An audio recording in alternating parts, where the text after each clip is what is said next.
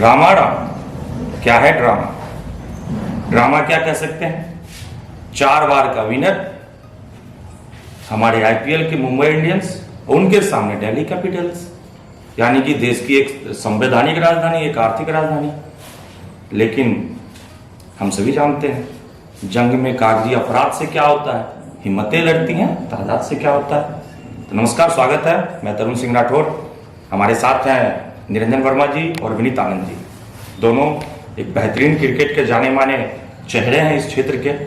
और आज हमारे असम न्यूज चैनल्स के हमारे रिंकेश जी और देव जी ने एक नया इनिशिएटिव स्टार्ट किया कि हमारे देश में जो क्रिकेट को मजहब माना जाता है, तो उस आधार पर जो आईपीएल चल रही है, जिसे इंडिया का त्योहार का संज्ञा दिया जाता है, तो कुछ चर्चा करते हैं हम लोग, थोड़ी सी गुफ्तगू हो जाए, थोड़ी सी बातें हो जाए।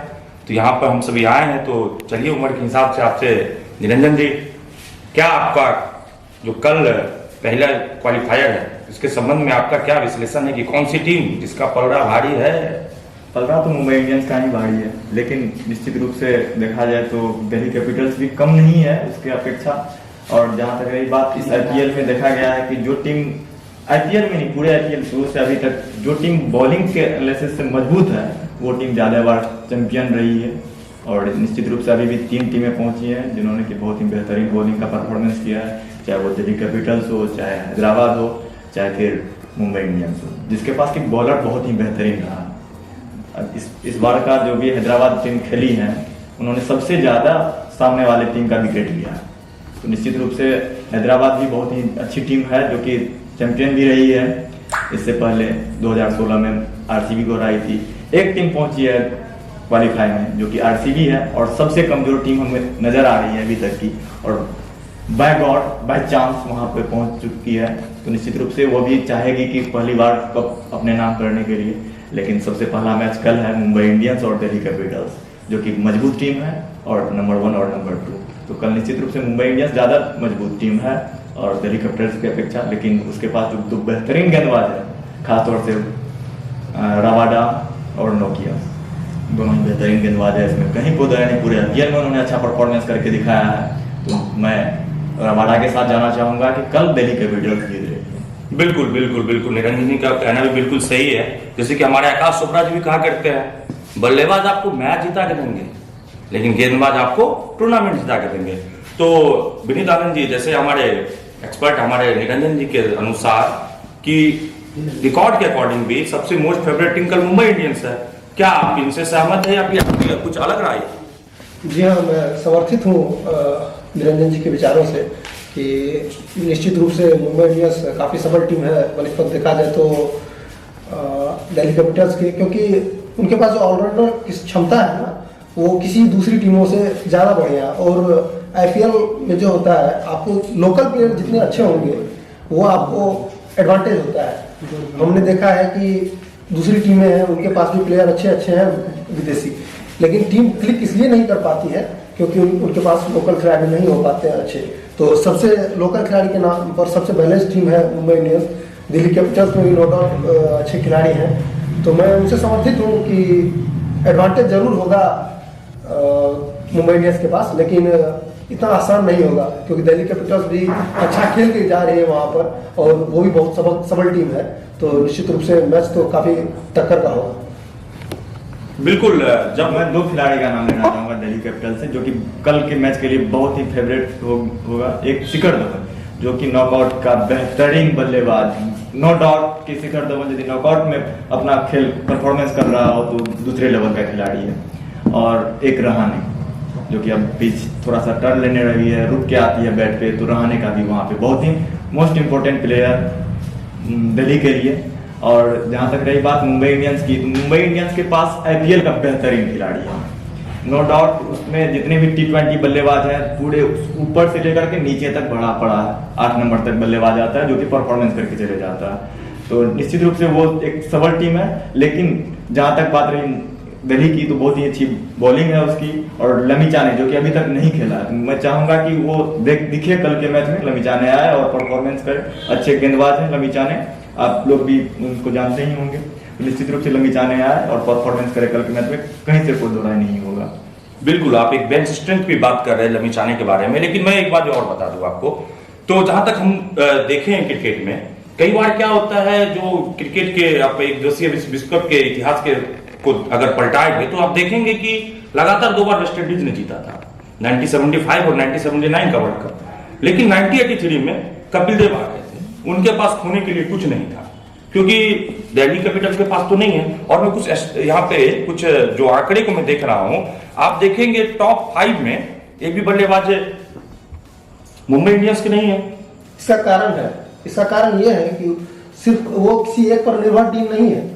आप मोस्टली टीम उन टीम के बल्लेबाजों का नाम देखेंगे जिनके एक बल्लेबाज 2 बल्लेबाज क्लिक करते हो, और उस टीम में आप देखेंगे 400 या 300 करने वाले अधिकतर खिलाड़ी हैं। कैरन पोलार्ड, उन्होंने भी 280 के अवार्ड रन करा है। उसके बाद ईशान किशन, उन्होंने भी 428 रन शायद करे हैं। 410 रन के आसपास सूर्य कुमार यादव जी का है। तो इस हिसाब से मतलब कॉम्पैक्ट टीम है, और ऊपर से नीचे तक कोई ना कोई क्लिक कर जाता है। और सबसे बड़ा एसेट उनका है पोलार्ड, जो कि नीचे आके मैच को फिनिश करना जानते हैं। ये काबिलियत दूसरी टीमों में कम है। तो इस आधार पे तो आप यहाँ पे ये कह सकते हैं, क्योंकि बल्लेबाजी में आप देखेंगे राहुल है, ऑब्वियसली उनकी टीम बाहर हो चुकी है, वार्नर है तो उनकी टीम एलिमिनेटर राउंड में है, धवन है जो कि कल के आईपीएल खेलेगा, वो 525 रन का, पडिक्कल और कोहली है जो कि एलिमिनेटर राउंड में है। लेकिन टॉप 5 में अगर कोई बल्लेबाज नहीं दिख रहा, तो यहाँ पे तो आप इस आधार पे आप कह सकते हैं कि यानी कि बल्लेबाजी के मामले में टीम जो है औरों की अपेक्षा थोड़ी सी कम है मुंबई। क्या? जी नहीं, ऐसा मेरा मानना नहीं है, क्योंकि हाँ कुछ खिलाड़ी आउट ऑफ फॉर्म जरूर है। डिकॉक से बहुत ज्यादा उम्मीदें हैं उसकी टीम को, उन्होंने खेला भी अच्छा है बाकायदा। पर मैं यहाँ पे काटना चाहूंगा इस बात को जी, कि जी। आउट ऑफ फॉर्म उसका कोई खिलाड़ी नहीं है। वो जितने भी खिलाड़ी हैं सब T20 खेलने के खिलाड़ी हैं, तो निश्चित रूप से वो एक बड़ा स्कोर करके आपको नहीं देंगे, लेकिन 25-30 गेंद यदि खेल लिए तो मैच को पलट के रख देंगे। नहीं, तो एक्चुअली में उसमें आप किन के संबंध में आप बात कर रहे हैं? जैसे कि आप राहुल को देखिएगा, उन्होंने बहुत ज्यादा रन बनाए। वो T20 प्लेयर नहीं है, वो एक बेहतरीन बल्लेबाज है जो कि किसी भी फॉर्मेट में रन करके आपको देगा। उसके बाद रही बात, आप मयंक अग्रवाल को ले लीजिए। नहीं, मैं जैसा मेरा यहाँ पे ये था इनके बारे में, पोलार्ड के बारे में, क्या पोलार्ड एक बड़े इंटरनेशनल लेवल का तो प्लेयर है, लेकिन उनको आप टेस्ट खेलते हुए कभी नहीं देखे होंगे। लेकिन मैं जिस खिलाड़ी का बात कर रहा हूँ, चाहे वो केएल राहुल हो, मयंक अग्रवाल हो, क्रिस गेल हो, जिन्होंने कि अच्छे रन बनाए। क्रिस गेल लास्ट टाइम में पंजाब के लिए खेला और बहुत ही बेहतरीन रन बनाया। तो इस जो भी खिलाड़ी यहाँ ये बात बता रहे हैं कि जो भी बल्लेबाज है उन्होंने टेस्ट में अच्छे रन किए हैं। टेस्ट का बल्लेबाज होना, प्रॉपर बल्लेबाज होना, वो कहलाता है। और T20 का, जैसे आप ऋषभ पंत को ले लीजिए, जो क्या आएगा 25-30 गेंद खेला, 50-60 रन बना दिया, वो T20 का बल्लेबाज हो गया। तो IPL T20 का बल्लेबाज के लिए खेल है, तो उन्होंने अच्छे रन करके दिए हैं, जो कि अच्छे बल्लेबाज हैं। उन्होंने अच्छे रन नहीं किए हैं टोटल में, जो कि T20 के बल्लेबाज हैं। मैं ये कहना चाहता हूँ। देखिए, लेकिन मेरा इसमें ये था, रोहित शर्मा है, डिकॉक है, उसके बाद मुंबई इंडियंस के और भी जो भी प्लेयर्स हैं, क्या आप रोहित शर्मा को बल्लेबाज नहीं मानते हैं? क्या हार्दिक पांड्या इंडियन टीम के टेस्ट मैच में नहीं खेल रहे हैं? क्या उनके बल्ले से ज्यादा रन नहीं आने चाहिए? नहीं, जहां तक बात रही विराट कोहली को ले लीजिए आप, जिनका कि बहुत ही खराब परफॉर्मेंस रहा है इस पूरे IPL में, लेकिन फिर भी वो आपको रन गेटर में आ जाएंगे। मतलब 5-7 नंबर पे वो बल्लेबाजी मतलब आ चुके हैं रन गेटर में। उसके बाद आप आ जाइए, क्या कहते हैं, केएल राहुल जो कि ओपनिंग कर रहे हैं तो बेहतर। रही बात रोहित शर्मा की, तो उन्होंने कम रन किए हैं, क्या कि उसका फिटनेस का प्रॉब्लम भी रहा है थोड़ा सा, और निश्चित रूप से उस फिटनेस पर भी सवाल उठ रहे हैं, BCCI पे भी सवाल उठ रहे हैं। तो रोहित शर्मा को इस लेकर के भी थोड़ा सा दे सकते हैं आप। लेकिन दूसरे और बल्लेबाज को ले लीजिए आप, जिन्होंने कि टेस्ट खेला हो, चाहे वो डुप्लेसिस हो, डिविलियर्स हो, जो भी रन जो बहुत ज्यादा रन बनाया है, उसको एक बार देख लीजिए, वो सारे के सारे टेस्ट प्लेयर है, टेस्ट भी खेला है उन्होंने। तो निश्चित रूप से मैं ये कहना चाहूंगा कि वो बल्लेबाज प्योर बल्लेबाज है जिन्होंने कि टेस्ट खेला है या टेस्ट खेलना जानता है। बिल्कुल, आप एक ऐसा शाश्वत सत्य बोल रहे हैं कि निस्संदेह टेस्ट ही असली टेस्ट होता है, क्योंकि उसमें जब आप अच्छे तरीके से परफॉर्म करेंगे तो पता चलेगा। और बहुत सारे लोग कहा करते थे कि वो पजामा क्रिकेट है, और इन लोगों के बारे में कहा जाता है कि ये अंग वस्त्र वाला क्रिकेट है। बिल्कुल सही है, लेकिन मेरा यहाँ पर आपसे ये मेरा यहाँ पे राय था, आपसे राय लेना चाह रहे थे हम, कि क्या आप इसको पूरी तरीके से मान रहे हैं कि धवन है जो दिल्ली कैपिटल्स के प्लेयर हैं, श्रेयस अय्यर है, क्योंकि ज्यादा राहुल या मयंक के बारे में चर्चा ज्यादा, क्योंकि कल के मैच को थोड़ा फोकस करना है, क्योंकि इसके बाद ओवरऑल बात करेंगे। तो राहुल है, आप क्या कहते हैं, धवन है, धवन के बारे में आप बात कीजिए, उसके बाद आप श्रेयस अय्यर जी के बारे में बात कीजिए। तो क्या आपको नहीं लगता है कि वो काफी हावी हो सकते हैं मुंबई इंडियंस के ऊपर? सबसे पहले तो मैं ये आपके प्रश्न को उत्तर देने से पहले निरंजन जी के सवालों और मतलब उनके द्वारा जो लगाया गया आरोप है कुछ नहीं, खिलाड़ी नहीं, मैं आरोप उसके बारे में नहीं है। बोलना चाहूंगा कि देखिए मैच जो है जरूर जिताते हैं T20 प्लेयर, जिताते नहीं हैं। मैं वहाँ थोड़ा अपना व्यूज डालना पड़ेगा कि वहाँ वो जिताते नहीं, मैच बनाते हैं, मैच बनाने की क्षमता होती है उनमें। लेकिन वहाँ जहाँ आप जिताने की बात करेंगे, जिताने के लिए आपको जो जिन्होंने नाम लिया KL राहुल, विराट कोहली, डिविलियर्स का जो सेंसिबल खेल जानते हैं वो जिताते हैं। लेकिन पोलार्ड में एक खास बात ये है, वो कॉम्पैक्ट T20 प्लेयर होने के बावजूद भी इस कला में माहिर है, इसीलिए मैंने पोलार्ड का नाम लिया था। बाकी और कोई खिलाड़ी नहीं, निसंदेह बहुत ज्यादा T20 प्लेयर है उनकी टीम में और जो मतलब कहीं से मैच पलट सकते हैं, तो इसीलिए। और जहां तक रही श्रेयस अय्यर और धवन की बात जो आपने की है, धवन के बारे में तो पहले से ही निरंजन जी ने अपना मत दे रखा है कि बड़े मैच का प्लेयर है, जिसे मैं सहमत भी हूँ कि वो दबाव में मतलब अगर नॉकआउट का दबाव होता है तो उसमें बहुत ज़्यादा अच्छा परफॉर्मेंस करते हैं। इससे पहले भी हमने बहुत बार देख रखा है इंटरनेशनल मैचों में भी। और जहाँ तक सेकेंड हाफ में श्रेयस का फॉर्म की बात रही तो वो थोड़े अडिग हो गए हैं अपने पद से, कि मतलब वो रन नहीं बना पा रहे हैं कुछ मैचों से, पहले अच्छा खेल रहे थे। तो अब देखते हैं कि खिलाड़ी तो नो डाउट बहुत अच्छे हैं। स्टोइनिस अगर वो भी क्लिक कर जाए तो वो भी एक T20 प्लेयर है, तो टीमें अच्छी है निसंदेह। तो देखते हैं कहाँ तक होता है, लेकिन मुकाबला खड़ा होगा जिसकी उम्मीद। तो हम लोगों ने बल्लेबाज पे भी चर्चा किया, गेंदबाज पे भी चर्चा किया, लेकिन हम लोगों ने कलाई के गेंदबाज पे चर्चा नहीं किया। और जैसी कि वहाँ की पिच की प्रकृति है, धीमी हो जाती है, तो क्या किसकी कलाइयाँ कल जादू दिखाएंगी? निश्चित रूप से जो टीम टॉस जीतेगी और पहले गेंदबाजी करेगी, तो गेंदबाजी करते समय यदि कलाई का स्पिनर हो तो खैर IPL में कहना ही कुछ और है, क्योंकि चहल को देख लीजिए, उसके बाद मुंबई इंडियंस से आप राहुल चहल को देख लीजिए, फिर आ जाइए यहाँ पे। लेकिन कलाई स्पिनर आपको दिल्ली कैपिटल्स के पास नहीं है, लेकिन खिला नहीं रही है दिल्ली कैपिटल्स। 2 स्पिनर हैं, R अश्विन जो काफ़ी अनुभवी है, अक्षर पटेल IPL का काफ़ी अनुभव उनके पास भी है और बेस्ट इकोनॉमिकल बॉलर में से है। तो निश्चित रूप से ये दोनों फिंगर स्पिनर हैं और कल इन दोनों पर भी काफ़ी कुछ निर्भर करेगा। लेकिन एक राहुल चहल है जो कि मुंबई इंडियंस में है, जिन्होंने कि काफ़ी अच्छा परफॉर्मेंस किया है पूरे IPL में। तो निश्चित रूप से स्पिनर का भी कल बोलबाला रहेगा, लेकिन टॉस जीतना और हारना ये निर्भर करेगा स्पिनरों पर।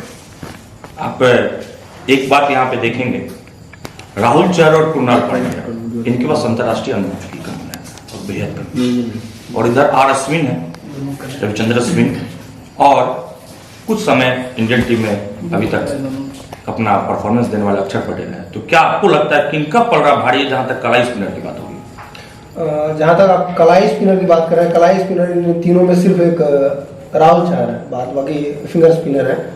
तो फिंगर स्पिनर में नो डाउट एडवांटेज अक्षर पटेल और अश्विन को ज़्यादा है, उनकी टीम को ज़्यादा है। लेकिन जहाँ तक ड्यू फैक्टर आ जाता है, सेकंड इनिंग में भी अगर ड्यू फैक्टर आता है, कलाई स्पिनर के साथ एडवांटेज ये होता है कि वो बॉल को फिर भी ग्रिप कर लेते हैं। लेकिन फिंगर स्पिनर के साथ समस्या होती है, वो गेंद को अच्छी से पकड़ नहीं बना पाते। तो इस वजह से एडवांटेज जरूर होगा मुंबई के पास थोड़ा। और यहाँ पर लॉस हुआ है अमित मिश्रा के रूप में, जो इंजर्ड हो गए दिल्ली कैपिटल्स के, और वो भी आपको खेलते हुए दिखते, क्योंकि वो भी बहुत बड़े प्लेयर हैं और बहुत अच्छा लेग स्पिन की कला है उनके पास। तो बिल्कुल उनके पास ये था। और मेरा कलाई से सिर्फ संबंध ये था कि क्योंकि आमतौर पर कंधे का यूज क्या करते हैं और कलाइयों की उंगलियां जो फिराते हैं, जिसमें ऑफ स्पिनर विशेषकर हमारे अश्विन साहब हैं और जो लेग स्पिनर है हमारे अक्षर पटेल और अमित मिश्रा एक बहुत अच्छे लेग स्पिनर रहे हैं और उन्हें अनिल कुंबले का एक बिहाफ पे माना भी जाता था। तो क्या आपके हिसाब से स्पिनर में किसका पलड़ा भारी है? कल अश्विन का, क्योंकि मैच में यदि अश्विन अच्छा परफॉर्मेंस नहीं करती है तो फिर दिल्ली के लिए थोड़ा सा सोचने वाली बात हो जाएगी। और रही बात कल जहाँ पे मैच हो रही है, बाउंड्री बड़ी होगी, वहाँ पे आपको मीडियम पेसर जो कि स्लो वन का ज़्यादा इस्तेमाल करता हो, जैसे आपको मार्कस स्टोइनिस और उसके बाद मुंबई इंडियंस से पोलार्ड है, ये सब ज़्यादा थोड़ा सा आपको खेलते हुए मैच को बनाते हुए नजर आ जाएंगे। पोलार्ड ज़्यादा बॉलिंग नहीं करते हैं, यदि हार्दिक पांड्या हो और वो बॉलिंग करे, काहे फिट तो है नहीं, खेल लेंगे कि नहीं उस पर भी सस्पिशन है। तो निश्चित रूप से देखना ये होगा कि दोनों कप्तान क्या करते हैं मैच के बीच में, उसके बाद ही बिल्कुल। क्योंकि हर मैच का प्लान ए, प्लान बी, कई बार प्लान सी भी होता है, क्योंकि टॉस होता है, फिर उसके बाद मैच के सिचुएशन होते हैं और कोई एक खिलाड़ी अगर क्लिक कर गया तो उसके अकॉर्डिंग कई सारे परिस्थितियां बदलती और निर्णय को भी बदलना पड़ता है। लेकिन मैं यहाँ पे एक चीज देखना चाहूंगा, मुंबई इंडियंस के जो टीम है वो तो निस्संदेह आईपीएल में उनकी सबसे बेहतरीन रिकॉर्ड है। लेकिन आपसे मेरा इसमें ये प्रश्न था विनीत जी कि उसके पास रोहित शर्मा, डिकॉक, इन कुछ प्लेयर्स को छोड़ के, बुमराह को छोड़ के, दो तीन प्लेयर को छोड़ के उनके जो यंगस्टर है उनके पास टेस्ट का अनुभव कम है। जैसा निरंजन जी ने भी शुरुआत में कहा कि टेस्ट एक कंप्लीट प्लेयर होने के लिए आपका वो मुहर है, तो उसमें आप देखेंगे कि टेस्ट का अनुभव बहुत कम है उन लोगों के पास, जिसमें आप यहां तक कि पोलार्ड है जिनके पास भी टेस्ट का अनुभव नहीं है, राहुल चहर जिनके पास टेस्ट का अनुभव नहीं है। तो क्या ये थोड़ा सा हो सकता है, डिसएडवांटेज मिल सकता है क्या उसे? टेस्ट का अनुभव की बात करते हैं तो सब फॉर्मेट क्रिकेट है ये, और जो भी टीमें होती है उनका होम लीग होता है ये, जैसे रणजी खेलते हैं हम, तो हमारी टीम के खिलाड़ी रणजी खेलते ही हैं। जो भी है आप कह रहे हैं, निश्चित रूप से इंटरनेशनल एक्सपीरियंस नहीं है, लेकिन वो अपने स्टेट के लिए, अपनी टीम के लिए रणजी को रिप्रेजेंट करते हैं। वो भी 4 दिनों का खेल है, तो वहाँ भी टेस्ट तो होता है खिलाड़ियों का, ऐसे आप ऊपर उठ के नहीं आते हैं। हाँ, निसंदेह आप जिस एक्सपीरियंस की बात कर रहे हैं वो नहीं है, पर उसकी उतनी ज़्यादा महत्व नहीं हो रह जाती है 20 ओवर के क्रिकेट में। हाँ, गेम बनाने वाले खिलाड़ियों में इस योग्यता की होने की आवश्यकता है, लेकिन अब गेम बदलने वाले खिलाड़ियों में इसकी ना भी हो तभी काम बन जाता है। तो निरंजन जी, आप अगर जैसा मुंबई इंडियंस का बैटिंग लाइनअप है उसके अगर अगेंस्ट में हम अगर दिल्ली कैपिटल का अगर जो बैटिंग लाइनअप देखेंगे, पृथ्वी शॉ पहले ही टेस्ट में शतक है, धवन है, भारत के बहुत अच्छे ओपनर रहे हैं, फिर उसके बाद उनकी एक सूची है, अजिंक्य रहाणे ने भी ओपनिंग किया और लास्ट मैच में इन लोगों का सबसे बेहतरीन परफॉर्मेंस रहा ऋषभ पंत जिनका टेस्ट का शतक है, उनके पास एक्सपीरियंस है। तो क्या और आर अश्विन टेस्ट वनडे, इन लोगों के पीछे आर अश्विन के पास भी 4 शतक है टेस्ट में, बल्लेबाजी के नाम अगर वो 11 का उनके पास 8 शतक है। तो क्या लग रहा बल्लेबाजी क्रम में कहीं हावी है, क्योंकि टॉप 5 में अभी भी मुंबई इंडियंस के कम है, क्या इस मामले में क्या हावी हो सकती है जहां दिल्ली कैपिटल की बात है? नहीं, जहाँ तक हावी होने का सवाल है तो ये रोहित शर्मा पे ज़्यादा निर्भर करता है, क्योंकि रोहित शर्मा एक मैच्योर्ड कप्तान है जो कि आपको हर जगह दिख जाएगा कि यदि कोहली कैप्टनशिप कर रहा है तो वहाँ पे भी वो आकर के कोहली को शांत करना या कि फिर सजेशन देना अपना। तो रोहित शर्मा एक प्योर कैप्टन है जो कि हावी नहीं होने देंगे ऋषभ पंत को, मेरे ख्याल से। यदि एक बार ऋषभ पंत हावी हो जाए उस पर कैप्टनशिप के मामले में, तो फिर दिल्ली कैपिटल मुंबई इंडियंस को आसानी से हरा सकते। यानी तो आप इसे कप्तान वर्सेस कप्तान कह रहे हैं? निश्चित रूप से टेस्ट के एक्सपीरियंस और टेस्ट के नॉन एक्सपीरियंस प्लेयर्स के सामने कप्तान वर्सेस कप्तान, निसंदेह सेनापति किस प्रकार से इसमें काम करेंगे। और क्या गेंदबाज जो है, क्योंकि उनके लिए तो कहा जाता है बल्लेबाज तो कोई मिस्टर 360 डिग्री है, कई सारे नए शॉट्स का इजाद हो जाता है, कई बार एज लग जाती है, वो भी 6 पे चले जाता है, बाउंड्रीज मिल जाती है, लेकिन गेंदबाज तो अभी भी यॉर्कर क्रिकेट के पहले दिन से और संभवतः क्रिकेट के आखिरी दिन तक, कयामत तक यॉर्कर होगा। इस मामले में रबाडा या फिर बुमराह के पास ज्यादा यॉर्कर एक्सपीरियंस है, लेकिन रबाडा भी बहुत ज्यादा सक्षम है इसमें, तो मैं 50-50 जाना चाहूंगा उनके साथ। चलिए, यहाँ पे मैं आपका बात को इसके ऊपर मैं असहमति भी व्यक्त नहीं कर सकता, क्योंकि उन लोगों के पास काफी बेहतरीन डेथ स्पेशलिस्ट हैं वो। अच्छा, स्पिनर्स में आप लोगों ने लगभग किसे दिया है? इस चारों स्पिनर्स में सबसे बेहतरीन कौन होंगे? अश्विन, अक्षर पटेल, राहुल चहर और कृणाल पांड्या। रन के मामले में जाएंगे आप तो निश्चित रूप से शायद अक्षर पटेल बाजी मार जाए, लेकिन जहां तक मुझे लगता है एक्सपीरियंस, इंटरनेशनल एक्सपीरियंस है और खिलाड़ियों को पढ़ने की जो क्षमता आर अश्विन में है वो दूसरे गेंदबाजों में कम है, तो यहाँ पे एडवांटेज अश्विन को ज्यादा होगा विकेट के मामले में। राहुल चहर रिस्ट स्पिनर है, तो रिस्ट स्पिनर में तो कई बार गंदी गेंद को विकेट मिल जाता है, ऐसा भी देखा है हमने। बिल्कुल कहा भी जाता है रिस्ट स्पिनर का उनका स्ट्राइक रेट बेहतर होना चाहिए, भले एवरेज उनका जो भी ज्यादा हो, ज्यादा मायने नहीं रखता है। तो यानी कि आप अनुभव के साथ जा रहे हैं, क्या आप अनुभव के साथ जाएंगे या फिर कल को स्पेशल हो सकता है? बात है तो निश्चित रूप से अनुभव बहुत मायने रखता है नॉकआउट क्रिकेट में, तो निश्चित रूप से अनुभव मायने रखेगा, लेकिन अक्षर पटेल के साथ मैं जाना चाहूंगा, क्योंकि देखिएगा आप दिल्ली के पास स्पिनर खेलने वाले बल्लेबाज ज्यादा बेहतरीन है, चाहे वो शिखर धवन हो, रहाणे हो या फिर ऋषभ पंत हो, फिर आपको श्रेयस अय्यर स्वयं कप्तान हो, तो ये स्पिनर को ज्यादा बेहतरीन तरीके से खेलते हैं। तो निश्चित रूप से राहुल चहर को थोड़ा सा मेहनत करना पड़ेगा इन लोगों को आउट करने के लिए। और अक्षर पटेल को जहां तक बात है तो वो रोहित शर्मा को लेफ्ट आर्म स्पिनर खेलने में प्रॉब्लम होता है। उसके बाद आप नीचे आ जाइए तो 2 उसके पास लेफ्ट हैंडर बल्लेबाज है, जो कि एक ईशान किशन और एक डिकॉक। तो लेफ्ट हैंडर बल्लेबाज को भी अक्षर पटेल अच्छे से गेंदबाजी कर रहा है, इस IPL में देखने को मिला है। तो थोड़ा सा मुश्किल वो खड़ा कर सकता है मुंबई इंडियंस के लिए। और अब जब हम एक ऑलराउंडर के बारे में सोचेंगे तो आप कह सकते हैं क्या इसमें किसकी पलड़ाबारी, क्योंकि मुंबई के पास तो संभवतः ज्यादा है। निस्संदेह मुंबई के पास ज्यादा ऑलराउंडर है, लेकिन उनके ऑलराउंडर ने उस हिसाब से प्रतिभा जो है उनकी उस हिसाब से इस बार प्रदर्शन नहीं किया है। और सिर्फ पोलार्ड है जो अभी ऑलराउंडर खेल रहे हैं। अब कुणाल पांड्या बॉलिंग कर रहे हैं, बैटिंग उतना अच्छा नहीं किया है उन्होंने, तो एक पोलार्ड एडवांटेज है वहाँ पर। लेकिन स्टोइनिस भी बहुत अच्छा कर रहे हैं, लास्ट के हाल कुछ मैचों में गेंदबाजी नहीं करी है उन्होंने, लेकिन कल निश्चित रूप से वो गेंदबाजी करते हुए दिखेंगे, क्योंकि बड़ा ग्राउंड है और विकेट धीरे धीरे स्लो होता जा रहा है, जैसा कि बताया गया था निरंजन जी के द्वारा। तो स्टोइनिस भी कल शायद गेंदबाजी करते हुए दिखेंगे। मेरी बातें बस ये पूछनी थी यहाँ पर, ठीक है। अब कुछ जो कि आंकड़ों पे अगर हम बात कर लें तो आप देखेंगे सबसे ज्यादा चौका शिखर धवन है, सबसे ज्यादा छक्का ईशान किशन है। तो इस स्तर पे दोनों में मुंबई और दिल्ली के दोनों अपने अपने जो बाउंड्री शॉट्स है उस पर तो ये लोग टॉप किए हुए हैं। लेकिन मैं देख रहा हूँ कि आंकड़ा है पोलार्ड और पांड्या, इन लोग लगभग 200 के स्ट्राइक रेट से खेल रहे हैं, और दिल्ली और से स्टोइनिस और धवन है जिसका 150 के आसपास स्ट्राइक रेट है। तो क्या आपको लग रहा है कि मुंबई के बल्लेबाज इस बार ज्यादा बेहतरीन करेंगे, कुछ इतना ज्यादा रन बना देंगे क्योंकि उनके गेंदबाजों को काफी कम मौका अवसर मिले, ज्यादा कठिनाई ना हो उनको अपने फाइनल में पहुंचने में? देखिए, जहां तक बात है मुंबई इंडियंस की, उन्होंने दोनों मैच जो लीग स्टेज में हुआ था दोनों मैच दिल्ली कैपिटल्स को हराई। तो निश्चित रूप से 19 और 20 का खेल है दोनों में, और आंकड़े से भी पूर्ण रूपेण से सब सहमत है कि दोनों 19-20 में ही चल रहे हैं। तो निश्चित रूप से मुंबई तो 20 है, कैप्टनशिप को लेकर के भी यहाँ पे युवा कैप्टन है, और रोहित शर्मा के पास बहुत ज्यादा अनुभव है, तो वहाँ पे भी वो मात खा जाता है दिल्ली कैपिटल्स। तो निश्चित रूप से 20 तो है मुंबई इंडियंस, लेकिन यदि रबाडा अपने फॉर्म में रहे और उसका सही से यूज करे तो निश्चित रूप से दिल्ली कैपिटल्स कल चमत्कार करके दिखाएगी। बिल्कुल। वैसे मैं दिल्ली कैपिटल में ये देखता हूँ कि पिछले वर्ष तक उसमें गांगुली थे उसके डगआउट में, और इस बार रिकी पॉन्टिंग बैठे हुए हैं, तो निसंदेह उनका अनुभव भी, क्योंकि सबसे ज्यादा वर्ल्ड कप उठाने वाले कप्तान है और सबसे सफल है, तो ये अनुभव। और सबसे बड़ा ये है कि श्रेयस एक प्रॉमिसिंग प्लेयर है, वो हर हाल में हर स्तर पर वो सीखना कोशिश करते हैं और कुछ ना कुछ अपना करते हैं, और दिल्ली जैसी टीम को वो पहली बार नॉकआउट पे पहुंचा दिया, और मुंबई के वो आमने सामने है।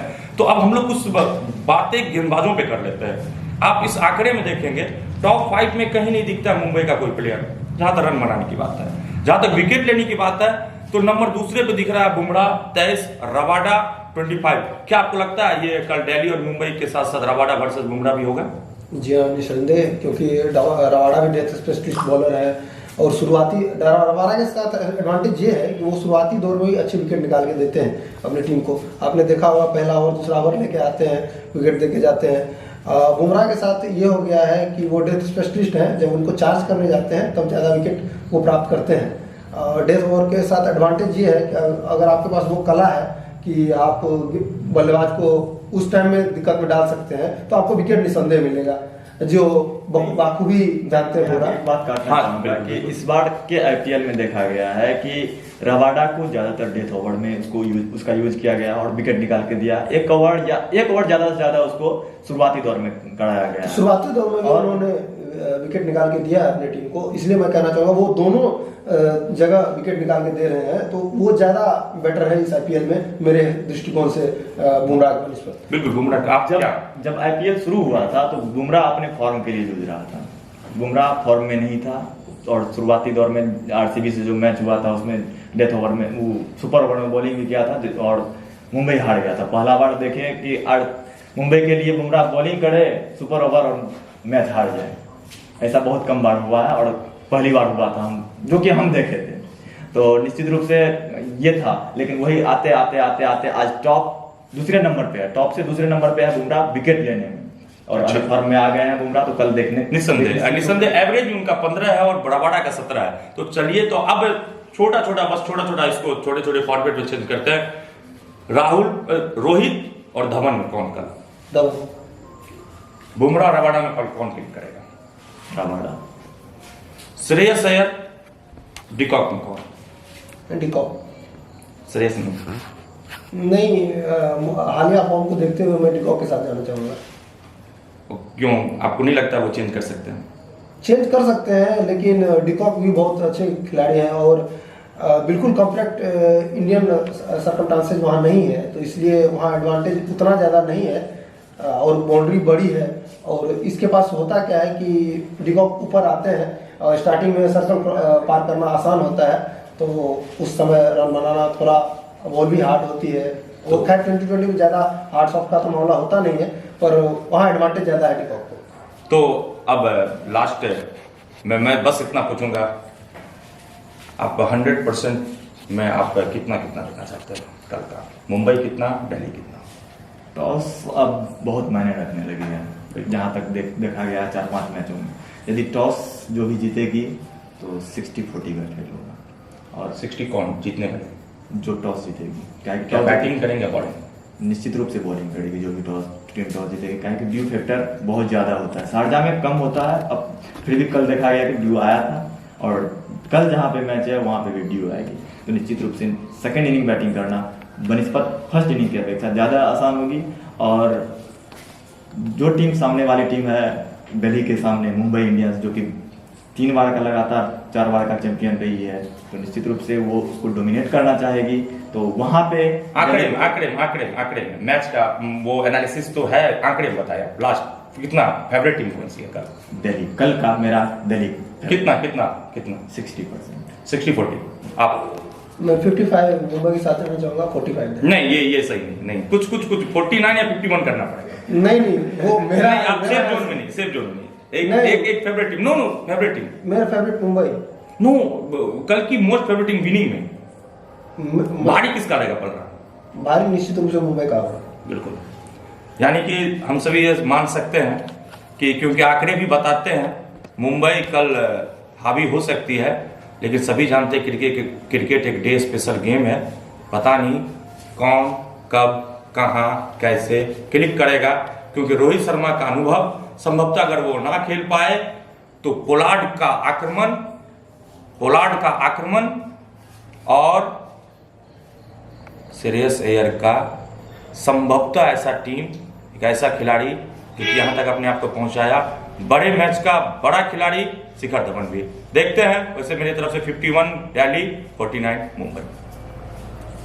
तो फिर जैसा कि हम लोगों ने निरंजन जी और विनीत जी से बात किया और विभिन्न पहलुओं पे बात की, बल्लेबाजी में मुंबई इंडियंस का पलड़ा कम है जहां तक दिल्ली इंडियंस के बनस्पत है। गेंदबाजी की बात की जाए तो बोल्ट और बुमराह की जोड़ी काफी ज्यादा खतरनाक है तेज गेंदबाजों के मामले में। अगर स्पिनर्स की बात की जाए तो अक्षर पटेल और अश्विन के पास टेस्ट का अनुभव है वनिस्पत राहुल चहर और कुणाल पांड्या के संबंध में। तो इस प्रकार से और ऑलराउंडर की अगर बात हो जाए तो इनकी संख्या ज्यादा अच्छी है मुंबई इंडियंस की दिल्ली के खिलाफ। लेकिन इस आधार पे कह सकते हैं कि मैच काफी इंपॉर्टेंट होगा, जैसे हमारे दोनों विशेषज्ञों ने भी बताया कि टॉस की भूमिका महत्वपूर्ण रहेगी। तो फिर आज शाम देखते हैं किसका पलड़ा भारी होगा, ये तो भविष्य के गर्भ में है। टॉस का सिक्का, टॉस का बॉस और मैच का बॉस कौन बनता है, क्योंकि बड़ा मैच, बड़े ग्राउंड, बड़े प्लेयर के बड़े प्रदर्शन के साथ हम सभी अपने अपने घर पे देखकर के इस मैच का आनंद लेंगे। और मैं SM न्यूज की तरफ से आप लोगों से रिक्वेस्ट करता हूं कि आप लोगों को ऐसा कैसा लगे एनालिसिस मैच के बाद, हमें जरूर आप सभी अपनी प्रतिक्रिया देंगे, हमारे चैनल को सब्सक्राइब करेंगे, लाइक करेंगे और शेयर करेंगे। और SM न्यूज की इस बल्ले बल्ले का स्पॉन्सर्ड है कॉमर्स विला एवं कॉटेल क्लासेस।